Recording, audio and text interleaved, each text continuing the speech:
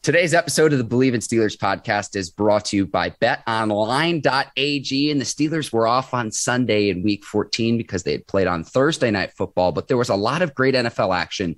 And week 14 wraps up tonight on Monday Night Football between the Rams and, hang on just a second here, I'm getting confused.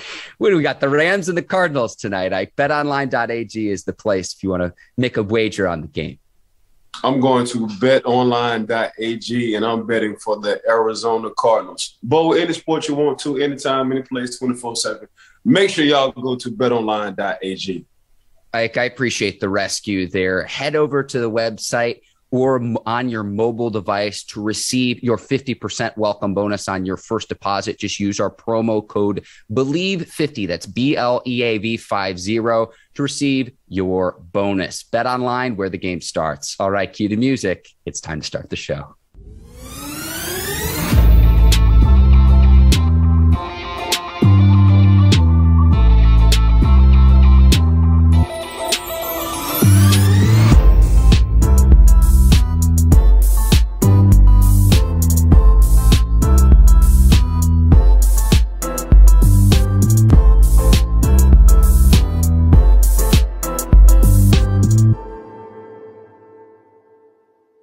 Welcome to the Believe in Steelers podcast on the Believe Podcast Network. I'm your host, Mark Bergen, joined as always by my guy, two-time Super Bowl champion and 12-year veteran of the Pittsburgh Steelers, number 24, Ike Taylor. I teased some relief on Sunday because Steelers didn't play. They were on Thursday night, but Pittsburgh gets some help in week 14, considering the losses to the Bengals, the Ravens, and the Bills. A lot of great NFL action we're going to break down here on today's show. How are you this morning, my man? I'm good, Mark. How you doing? Fantastic. And honestly, like I said, there was some relief in knowing that Pittsburgh was already done and taken care of and everything too. It's just kind of a shame they weren't able to eke out a victory on Thursday night because they'd have been able to move up in the standings. They remain in the playoff hunt by just a thread. But I want to start out with this. This is my 2 cents worth after week 14, and we'll see what happens here with 4 games remaining in the 2021 regular season. Whichever team wins the AFC North Division is going to get smoked in the playoffs. I said it, call me crazy. What say you, Ike Taylor? Because we're going to go through all 4 teams. I think each of the AFC North teams have major, major holes. That's my 2 cents worth. What say you, Ike Taylor? The way the Browns running game, the way their personnel is set up, I don't think the Browns will get smoked. It will be tough for Pittsburgh. It will be tough for Cincinnati. I think they're a year away. And if Lamar is hurt, it'll be tough for the Baltimore Ravens. But I think personnel-wise, regardless, I think the Browns have the recipe to win a few games in the playoffs. And that's just going off their personnel. That's going off their DNA, and their DNA is running the football. Baker didn't play bad yesterday. He didn't play as good. Baker's just Baker. So we can stop trying to, because he's the number 1 draft pick, former number 1 draft pick, this is what he should be. Baker is Baker. Who he is right now is just proven. He needs a run game. His receivers have to catch the ball all the time, and he needs a defense to support him, and he does have that. So in playoff football, it's a reason that you can go to betonline.ag because the games are going to get close and tight. The time of possession are going to be a huge factor. But if you're talking about anybody out of the AFC North, I'm going to go with personnel-wise, I'm going to go with the Cleveland Browns because I think they got the personnel to make a push or to go deep into the playoffs, Mark. All right, we'll talk Browns here, Ike. And they led at half. It was 24-6 against the Baltimore Ravens. And credit the Browns because it helps out the Steelers.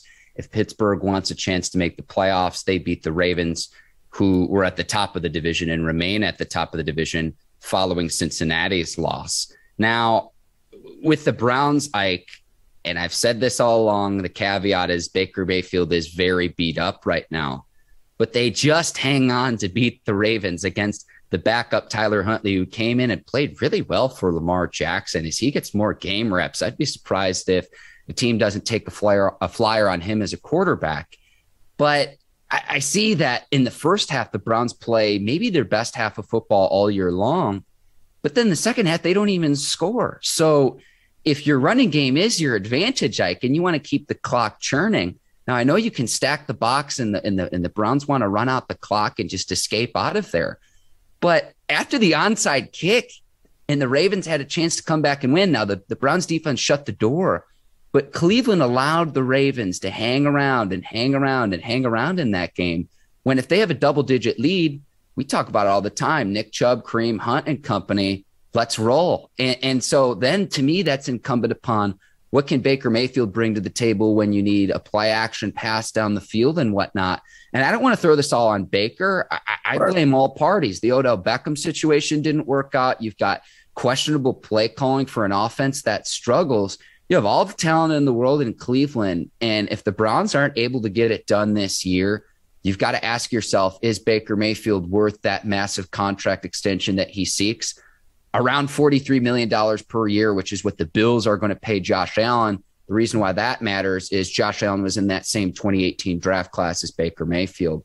So you mentioned the Browns, just Baker Mayfield, point blank period, isn't playing at the level he needs to. And again, a lot of that is because of his injuries, and he's played through those injuries.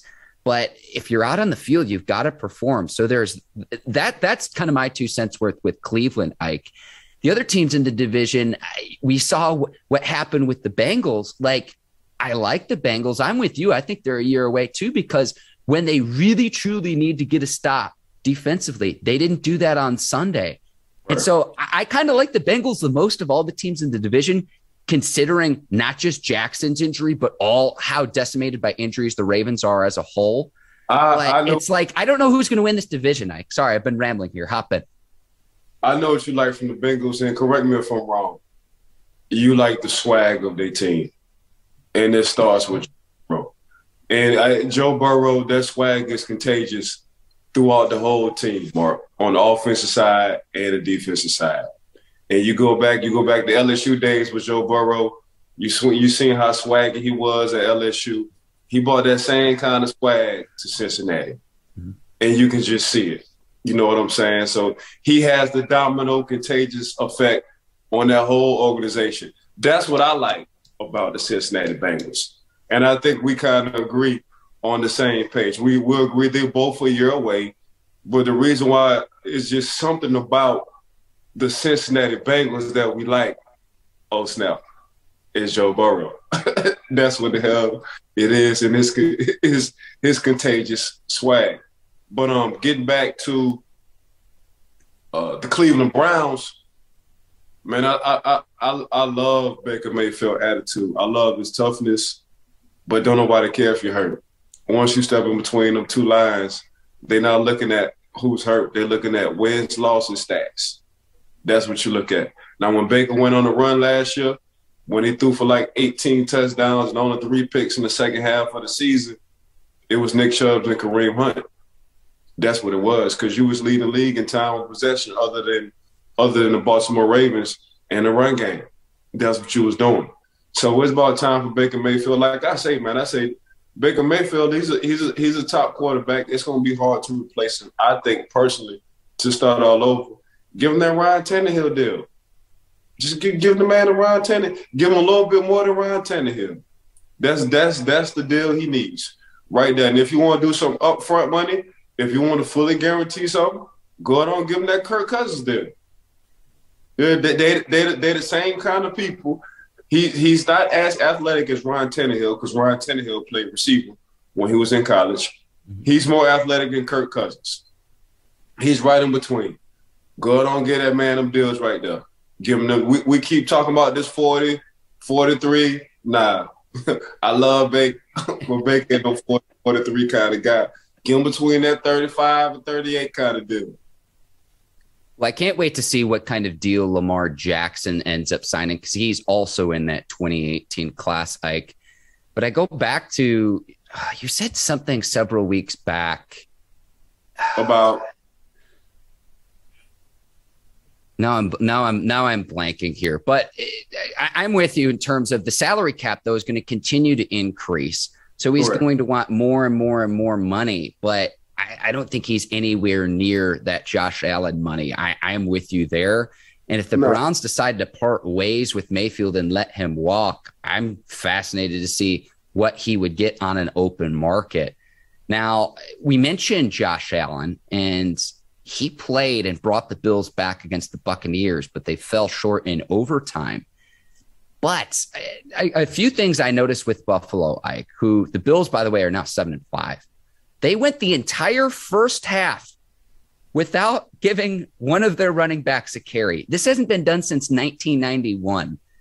Major red flag for a team that should be hitting its stride as we enter into December, January, as you make a postseason push. Now, Josh Allen had more than 100 yards on the ground. And I noticed this, Ike. I don't know if they're saving him for this late postseason push. He's Buffalo's best runner. And I don't know why they're not giving Devin Singletary the ball, but I know that the Buffalo Bills were supposed to be an AFC contender this season. Remember the game earlier in the year when they beat the Chiefs and how big of a deal that was.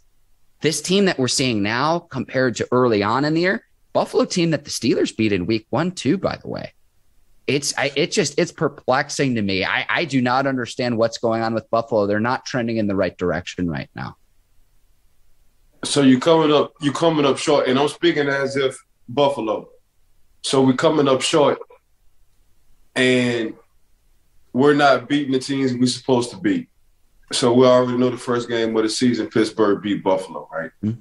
Then we go down to Buffalo's favored too, Ike, which is important to put in.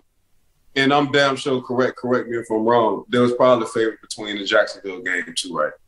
Oh, I mean, is that even a question? Right.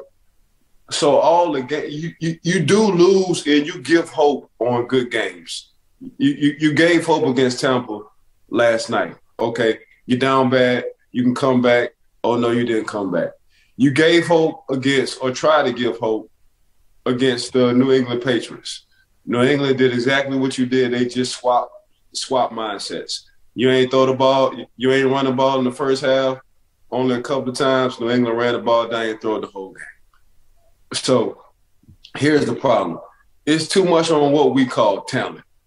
And around this time, and we've been talking about this for a couple of years now on this show, November, December, January football, you got to have something going. And that's defense and the run game.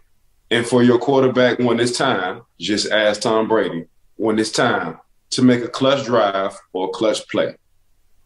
And then all three of them phases right there. So if you look at Buffalo, you like the talent, you like what they see. I mean, that was damn their favorite at the beginning of the season. They was favored to be, Super Bowl hosts in some eyes.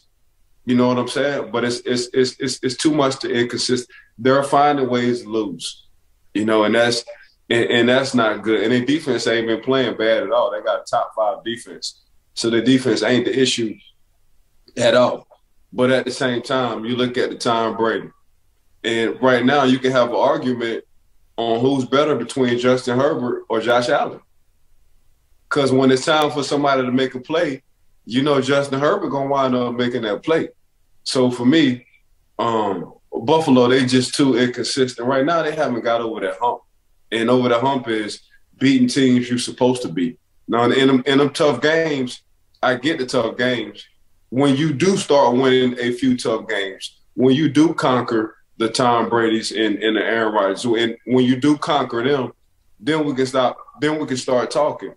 But until then, and Patrick Mahomes. But until then, it's a lot of talent, but it's just not adding up right now. I want to help our listeners and viewers make a little bit of money, Ike, before we go to our next segment. Tom Brady and the Buccaneers beating the Bills was significant for this reason. Brady is now minus money. He is the favorite to win NFL MVP. And if you look at the Buccaneers' remaining 4 games, New Orleans Saints next week, Panthers, Jets, Panthers. Buccaneers are probably winning 3 out of 4 of those games, if not all 4. You look at the stats, Brady's at the very top. They rely heavily on the passing game. The running game's not quite where I would like to see it for the Buccaneers. But if you're talking MVP odds, go ahead and bet on Brady right now as the favorite, because I look at that 4-game remaining schedule, and I believe that the Buccaneers will win at least 3 out of 4, if not all 4, in their pursuit to try to get home field advantage. Remember, the only teams in each conference that get a bye week are the 1 seed as well. So they're going to be fighting each week to win all 4 games. Yeah. I mean, 3 out of 4, I agree with you on that one with the Tampa Bay Bucks. And we're going to see when AB come back. When AB come back, it's going to be a totally different. There's another weapon. Yeah, right now he been using his 2 tight ends between Brate, Rob, Gronkowski, Godwin, and Mike Evans. What I like what the Tampa Bay Bucks have been doing, they've been lining up Mike in the slot, so they just haven't been leaving him up on the outside. He's been getting a lot of slot action, and he's been running some big plays between Tom and Mike Evans, But from that standpoint, and you're missing AB. So once AB come back, but on the defensive side, they've been getting healthy, very healthy on the defensive side. They was hurt earlier during the season. So I think old Sherm, old prehistoric Sherm, the cornerback, man, he got him picked yesterday. So there you go. But I like time. That's just time. Like for me in my mind, man, I'm looking at time nowadays. I'm looking at time like, man, he just waiting for the game to get close, and he just want the ball last. That's all. Like, he don't even care what the score. He just tell the defense, man, y'all boys give me at the red now. Give me a minute 12 on the clock. Give me 2 timeouts. Either I need this field goal and put us in position, or we're going to score, and I'm going to put us in position. That's just the mind frame of Tom. He's just too cool in that goddamn pocket, but that's 20 years of playing football. So, Ike, we've got to give a shout out to the Buccaneers, the Browns, and the 49ers for helping out the Steelers in Week 14. Ike, we'll move on. There was a report that TJ Watt avoided a serious injury. Now, in that Thursday night game, the Steelers pulled him because of the groin injuries, had some lower body injuries this season. But I'll say this, when he has been on the field, the Steelers have gotten an excellent return on investment given his level of production. He entered Week 14 with 16 sacks in 10 games. Now, he only played in 25 out of the 70 snaps against the Vikings. But going in advance of the Week 14 game, had he be able to remain healthy, here's what was at stake here. Potentially, the NFL single-season sack record, Michael Strahan, 22.5. Maybe not just the NFL defensive MVP, AP Defensive Player of the Year, but maybe the MVP. Now, at this point, that's probably out of the question, but we're talking about what he brings to the table. It is good that he could very well play against the Titans in Week 15, and the Steelers are going to need him on the field, healthy, making plays, being productive if they want any chance of making the playoffs. And TJ Watt is the star for the Pittsburgh Steelers. Yeah, Coach T used to always talk about, man, it's a 5-star game because we in it. And I need my 5-star, I need my star players to be stars. That's TJ Watt. TJ Watt all day. I mean, he still lead the league in sacks. And these guys they 3, 4, 5 games ahead of TJ, and TJ still lead the league. So for me, if TJ, just my guesstimation, you said 22.5 about Michael Strahan. Shout out to Michael Strahan for going to space for 10 minutes and come back down to us. But at the same time, Mark, man, I'm like 16 sacks in damn near 10.5 games. Man, if this man would have played a full season, he would have got at least a 25, 28 piece. Easy. And ain't no telling. We just talking sacks. So ain't no telling what sacks, calls, fumbles, interceptions, tackle for loss. Ain't no telling what the whole 9 his stats would have been like. But the fact that he leads the league still, and we're talking about guys on Monday, or we're talking about guys on Friday after games that be like, oh, this could possibly be the league's defensive player of the year. I'm looking at TJ. TJ like, hey, everybody, my stats are better than damn near everybody else's, and they got 5 games ahead of me. How y'all feel about me? So I get it. But just from a Steelers standpoint, and being a former Steeler and a Steeler fan nowadays, TJ Watt is a star. You know, it's the energy. And TJ Watt has been playing more meaner this year. The chip has been bigger this year. And usually when you get paid, you can see a lot of players. I ain't gonna say no names, but just look over there at the Dallas Cowboys. You can see a lot of players on the defensive line. Once they get paid, we call them laying down. Or you got paid and you laid down. You're not hungry anymore. You're satisfied. You're what's the word I'm looking for? Starts with a C. Golly. But anyway, that's TJ Watt, man. I'm content. Yes, I appreciate you. You're content. Gotcha. So I'm looking at TJ. TJ got paid and TJ just got meaner. You know, I'm looking at him get to ruffles. I'm looking at him he's blocking quarterbacks, but he's blocking them very aggressive. I'm looking at him slamming people. He's taking towels out people, running backs, you know, back pocket, and he's throwing. I'm like, oh, yeah, that's the dude I want to play with right there. But that's TJ, though. So hopefully TJ can come back, and I think you made a great point, him coming back for the AFC game against the Tennessee Titans. So I'm glad they did miss a serious injury with that growing. So hopefully time will tell. But the Pittsburgh Steelers 24/7, 7 days a week, 17 games out the year. They need TJ Watt on the field because he brings that star power. Yeah, I'm with you there. My takeaway from all of that was this. Michael Strahan went to outer space, took his Super Bowl ring there too. We need to become the first podcast host to host a podcast in outer space. We'll take it to the next level. Jeff B., if you watching this, holla at Believe in Steelers podcast. Talk to our boss, man, our boss woman. Make sure you holla at Miss Cordia Brinks too. Holla at me, Ike Taylor, my partner, my compadre, Mark Bergen. And make sure we can be the first. I don't care if it's for 1 minute, but the first podcast in space, partner. I appreciate you.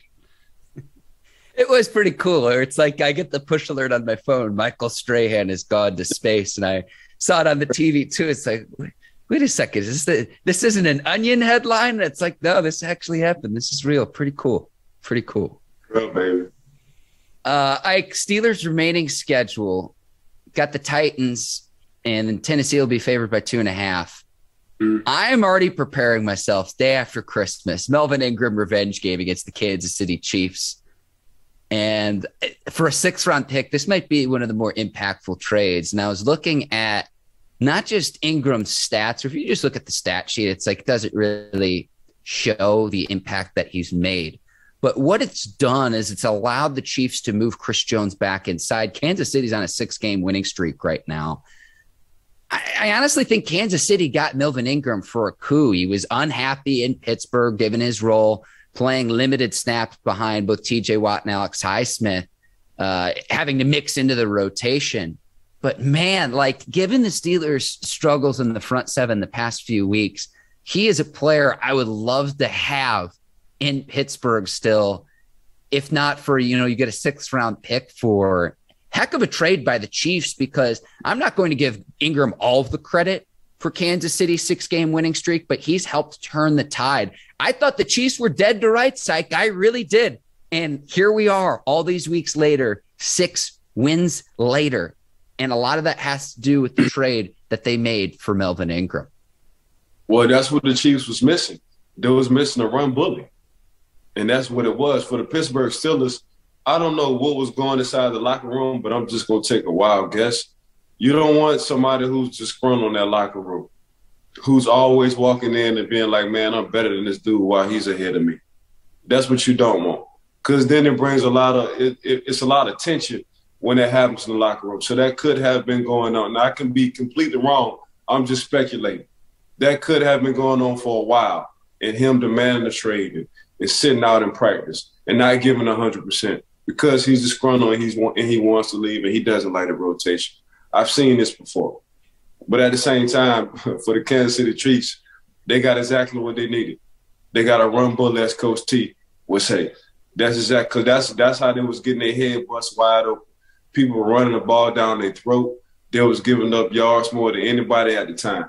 And then you come 6-7 weeks later, you get the run bully, you move Chris Jones back in the inside, and there you go.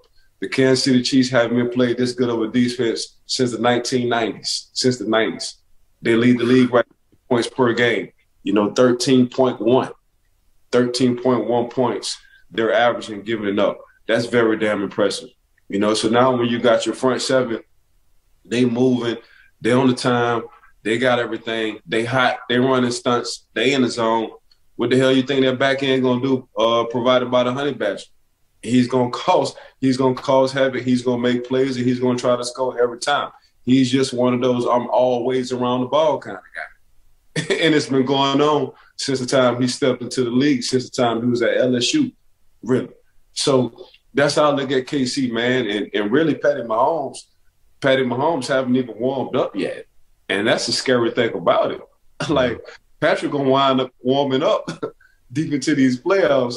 And it's going to be scary, man. It's going to be a team that's, when you look at somebody out the AFC, you're going to look at KC and be like, I don't want to play them. Like, you can give me anybody else out the AFC, but this is a team I don't want to play. And right now, it's not because of their offense. It's what the hell their defense is doing. They set the tone. So, yep.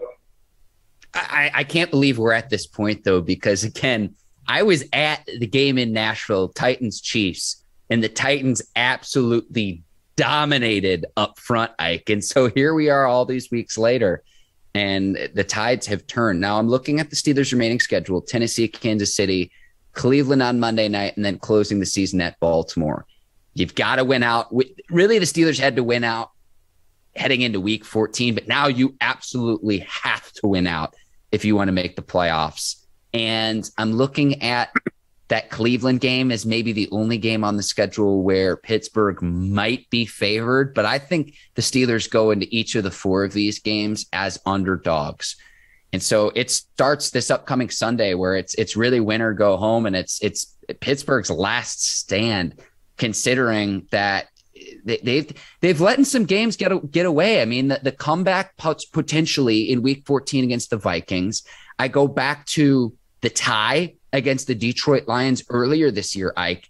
That's a game you've got to find a way to win if you're going to make the postseason. A lot of the times it's a 1-score game, and you need that to go in your favor. And it's probably going to cost the Steelers in the long run. Now, I say this with hopes that I reverse jinx it, because my picks with Pittsburgh this year specifically have been absolutely terrible.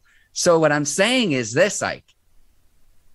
The Steelers, I'm looking at the 4 of these games. I don't know where you get a win, considering you're probably going to be an underdog in each of the 4 of these games. Again, with hopes that, with as crazy as the AFC North has been, there's my glass half full perspective of maybe Pittsburgh's got a chance, even if it is a long shot.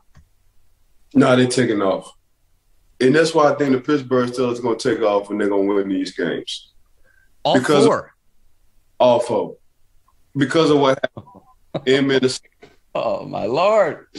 Because of the heart of Big Ben, and I've been criticizing Ben for a while, but he showed me everything that I was looking for against the Vikings. He needed help for sure, because Big Ben, he tried his best, and we had a breakdown on that pass to Fairmont. So I'm looking at Chase Claypool and his immaturity. I'm looking at Coach Tomlin, looking at his roster right now, and he have a couple of days more because they did play on Thursday. I'm looking at 2 dogs and 1 bone, and this is for everybody except for Big Ben. And what I mean 2 dogs and 1 bone is you're fighting to play these next 4 games. And he's telling everybody that. I'm looking at you can slip up and you can do your own thing, and you can be immature, you can be selfish. I guarantee you won't be a Pittsburgh Steelers next year. I'm thinking Coach T is saying that. I'm looking at I don't want this to be my first losing season as a head coach. I'm thinking it's Coach T. I'm looking at, man, I got to get back to what the Pittsburgh Steelers tradition is. Hard-nosed, smash mouth, have some goddamn pride on the offense and defensive side. Kind of Mike T. That's what I'm looking at. So when I'm looking at the mindset, like between Coach T and his coaching staff, he got ample enough days to reevaluate not only his coaching staff, but his team and set a different kind of tone throughout this week. That's exactly what I'm looking at. So when I'm looking at us, and when I say us, me being a former Pittsburgh Steeler, I'm looking at we only play good when our back against the wall, to tell you the truth. We'd rather you have us as the underdogs every game. I don't know. It's been like that since I played. You put us as a favorite, you're going to lose some money. Damn it all the time. You put us as the underdogs, go to betonline.ag and win some money and bet on the Pittsburgh Steelers. That's what I'm looking at. Psychic Ike Taylor and Ike, this is where it's going to happen because I just don't see it. I love the tradition. I love your passion. The hair is standing up on my arm right now. So I'm with you. I just don't see it. Now, against Tennessee, obviously, not going to have Derrick Henry. And then A.J. Brown's been in and out of the lineup as well. Tennessee's had some injuries. We're going to have a full breakdown for our viewers and listeners later this week. But I love your optimism. But I just don't see it. I just don't see it right now. But we need to take a quick break to tell our viewers and listeners about Lightbox. Lightbox diamonds are the brightest gift of the year. And it's the time of year, Ike, where you might be thinking about popping that question to that special someone. You might want to just give them some nice jewelry this holiday season. Lightbox Diamond does that for people all over the world. Yeah, we ain't worrying about nothing dark. So if anything you want to talk about and they got a box at the end of it, make sure it's Lightbox. The holiday season is approaching us ASAP, whether it's for a loved one, a girlfriend, a boyfriend, or mom or dad. Make sure y'all go to Lightbox to snatch you some jewelry, some bling bling, baby. Ike, each week your ad read for lightboxjewelry.com gets better and better. So kudos to you there. Yes, yes. And you can see on the screen right now, visit lightboxjewelry.com to add sparkle to your holiday season. That's lightboxjewelry.com. Lightbox Diamonds, never a dull moment. All right, Ike, other week 14 observations. Best team in the NFL, who you got, Ike Taylor? Best team in the NFL right now is the Green Bay Packers. It's not that Sunday Night Football win against my beloved Chicago Bears. Just trying to rub salt in the wound a little bit here on a Monday morning, Ike Taylor. It's nothing they can't do. And I'm seeing AR-12 transform in front of my own eyes. I got the lead. Oh, I ain't got to sling the ball no more. The old Aaron Rodgers probably would have slung the ball 24/7, 60-something pass attempts, 55 pass attempts. Man, let me hand this ball off to Aaron Jones, especially in the fourth quarter. Let me give this thing to Corey Dillon, please. Let me go ahead and give this thing to Dillon, please. Let him put his 250 pounds on y'all with the full steam ahead, please. Here's I know you're up your rocker. You said, I know you meant A.J. Dillon, but Corey Dillon. I'm sorry, A.J. Dillon. It's like when he gets the lead now, Aaron Rodgers get more excited about handing the ball off because he know he can. He ain't got to take a hit. He trying to close the game and seal the deal. He's going through the drive-through. He's ordering his, can I get an A.J. Dillon, please, in the side of Aaron Jones. That's exactly what he's doing in the last 6 minutes of these ball games. Man, I can't curse in this show, but I'm effing with Aaron Rodgers right now. He finally got it with their defense and what they're doing. Oh yeah, they playing some good ball over there, boy. That's a team package right there, boy. But that A.J. Dillon and the side of Aaron Jones, them boys hell when they come down and coming out that backfield. And you know he's using Dillon more and more towards the end of the game for that big, I call it elephant package. He putting that elephant package on that field, and they just running that clock out because A.J. Dillon just running grown men over. See, Ike, I need to be on the sidelines with you when you coach your youth football teams. Be like, elephant package. And it's now I know what you're talking about, you know, or it's like bring in the big boys, bring in the jumbo set. We're running the ball down your throat, and there ain't nothing that you could do to stop it. I love that, Ike. That Aaron Rodgers, you know, his confidence so high right now with that team, that offense. He damn near running up to the offensive line to tell the defensive line, we're going to run the ball right here with A.J. Dillon in the back of us, and you're not going to stop us. That's how he's feeling right now. So, me, the best team in the league who has the total package, offense, defense, special team is still kind of shaky. But, man, they can go all phases of the football game. When you got a guy like Aaron Rodgers who can throw to anybody, anytime, any angle, but at the same time, he understands how important the run game is. And when he wants to close out, that's what Tom is known for. Tom is for closing the game out, handing the ball to playoff Lenny and Jones. But not Aaron Rodgers. Aaron Rodgers got two young studs in the back, and he's been doing that for like the past 5 weeks. 6-minute football coming, and it's going to be Aaron Jones and A.J. Dillon. Yeah, I'm with the Cardinals right now, and I'm excited to watch them on Monday Night Football. I'll probably eat my words. But this is a team where it's like they've just gone under the radar at 10-2. Kyler Murray missed several weeks. Colt McCoy came in. They don't miss a beat. And on Monday Night Football in prime time, I think they're finally going to get their due tonight. 2.5 points. I'm taking them to cover and to win at home. I like the Cardinals right now as the best team in the NFL. I look at the Bucs. You talk about the challenges of repeating as Super Bowl champions. The Chiefs, I know they've won 6 in a row. They look nice, but I saw what I saw earlier this year. Does that end up hampering them long term in terms of the struggles of the defense at times early in the year and the inability to run the ball? And then the Patriots they have a nice defense too, but you've got a rookie quarterback there in Mac Jones. So if you actually want to go on and win the Super Bowl, it's just very difficult to do. I don't know that's ever really been done. So yeah, you mentioned the Packers. I think the Cardinals are also right there in the running with everything. Packers beat the Cardinals. I know. With the depleted, like they didn't barely they had COVID down bad, injuries, and they went up in Arizona and gave Arizona some poo-poo shoes. That's exactly what they did. They kicked them in the butt, all the way around the butt. We call it, I can't say the word, but we call it poo-poo shoes. That means you've been kicking butt all day, all night.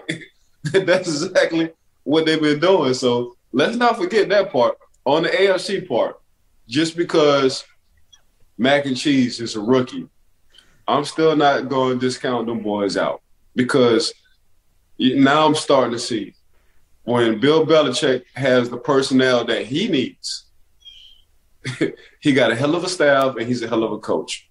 And now I'm starting to see Coach Belichick smile a little more. I'm starting to see Coach Belichick have more personality.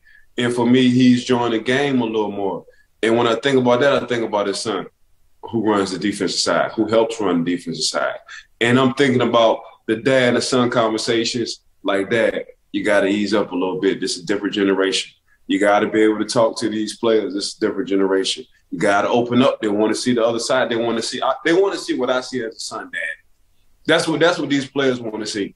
And I think his son has helped him do that over the course of years. And that's what I'm seeing on the sideline. That's why I'm getting all these free agents, because it's hard to bring free agents in and get them all on the same page, because they're not inherited, meaning you didn't draft them guys. You know what I'm saying? So for me to see that with the New England Patriot team and to see Mac and Cheese, they ain't asking Mac and Cheese to win games. They just ask them not to lose it. And that's still hard to do in the NFL. So I'm not going to count out the New England Patriots just because Mac and Cheese is a rookie. You know what I mean? Mac and Cheese can't put some extra cheese on that cheeseburger. Like the sponsorship possibilities with Mac Jones and the nickname Mac and Cheese, like Kraft, Velveeta, like should have a bidding war on who you want to sponsor. Like it's a no-brainer to me. Right? It's a no-brainer to me. Like a few other observations before we wrap up here.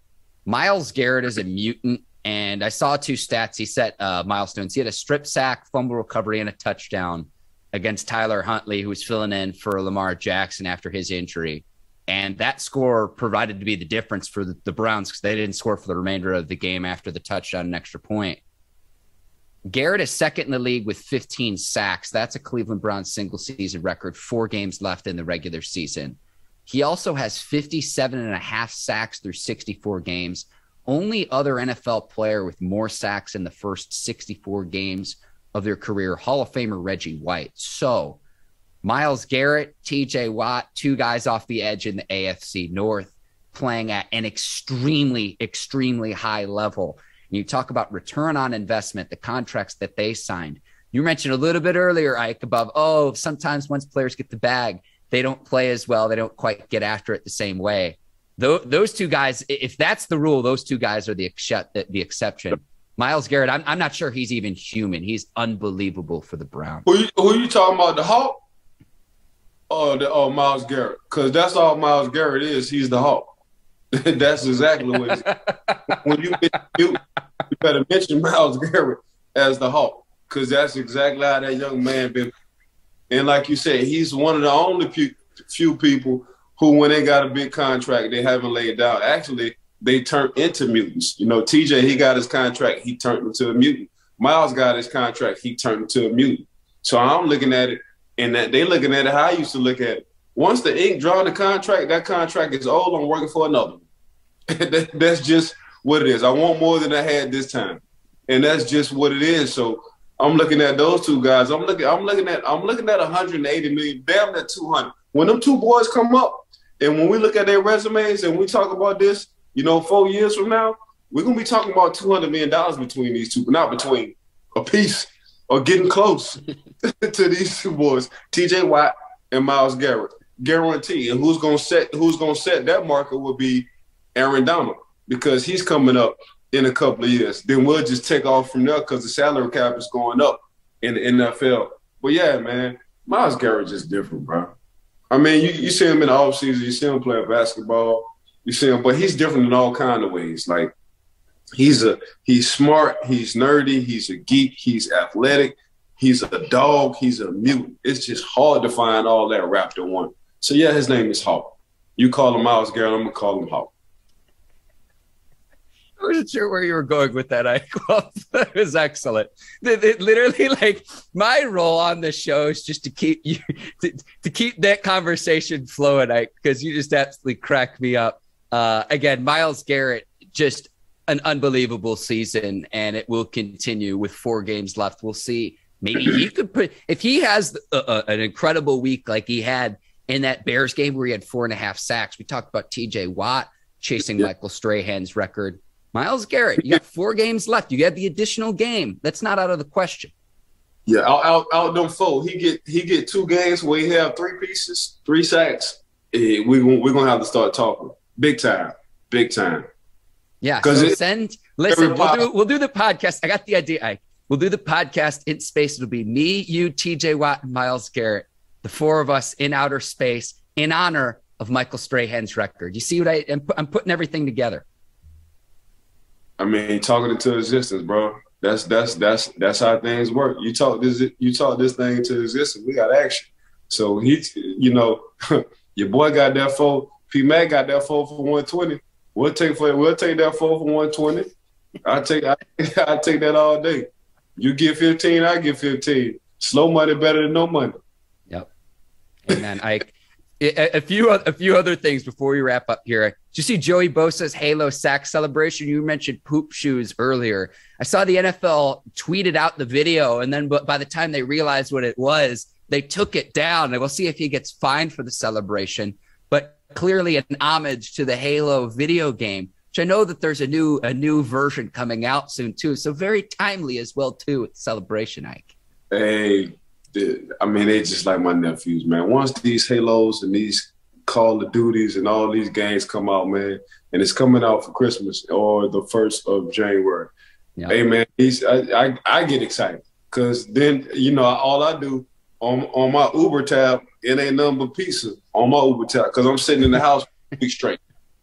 Either I'm watching football or playing Call of Duty or Halo. It's one of the two. So it's about that time for one of them 2 games to come out. So I mean, shout out to Bosa, man. The league ain't catch on to us after the fact. Y'all gotta be quicker than that. And then did you see Texans punter Cameron Johnson? I swear, Bill Burr snuck into a uniform, put a jersey on, and got photographed on the sideline. Hey, that's how it is sometimes. You hit that right on the head, Mark. I swear, I wish we had rights to put up a side-by-side picture. If you don't know what I'm talking about, Google this. Right. Bill Burr was on the sidelines for the Houston Texans this weekend. I will not be told otherwise. You caught it before everybody else. Ike, you're the absolute best. This is so much fun. Later this week, we'll have a full preview of Steelers and Titans. We'll have other NFL news as well. I want to give a shout out to the Believe Podcast Network, the folks over at Brinks TV, led by John Brinkus, Courtney Vargas, Herbert Diaz, and the team over there. To the sponsors of today's episode of the Believe in Steelers podcast, betonline.ag and Lightbox. Thank you. And thank you to the viewers and the listeners of the Believe in Steelers podcast, Ike. Almost up to 600 subscribers on our YouTube page. And one thing I want to tell the people that watch on YouTube, thank you so much for taking the time to watch Ike and I. In the month of November, Ike, our average video view, 4 minutes and 12 seconds. I think that's a testament to the analysis that you provide, and then the people behind the scenes over at Brinks TV, Ike, who make us look good. So thank you for that. Continue to watch our show, share it with your friends, and please subscribe as well. Ike, I'll turn things over to you now, but a huge shout out. It's a collaborative effort, and I just wanted to express my appreciation for that. Man, well said. Well said. Teamwork made the dream work. You know, my hand itching right now, and they said when your hand itching in the old days, that means you about to get some money. So I need y'all to go to betonline.ag and bet whatever sport you want to bet. Got to give a huge shout out to the Believe in Steelers podcast for giving Mark and I this opportunity. Miss Courtney and her team behind the scenes for Brinks TV for making us and giving us all this creative ad libs and subscribes and all them issues. Lightbox Jewelry, appreciate you. Make sure y'all go to lightboxjewelry.com if y'all want to get some bling. It ain't never a dull moment. Everything gets sharp around this way. Also, got to give a huge shout out to my dog, Mark Berger, for rocking with me and giving me the opportunity. Again, got to give a shout out to everybody who listened. Make sure y'all rate and review us a 5-piece, meaning 5 stars. Please, all the YouTube subscribers, appreciate y'all for tuning in and listening for them 4 minutes and some change. If we can, we'll try to get y'all up to 7 minutes. That's our goal for 2022. So big shout out to everybody. Teamwork does make the dream work.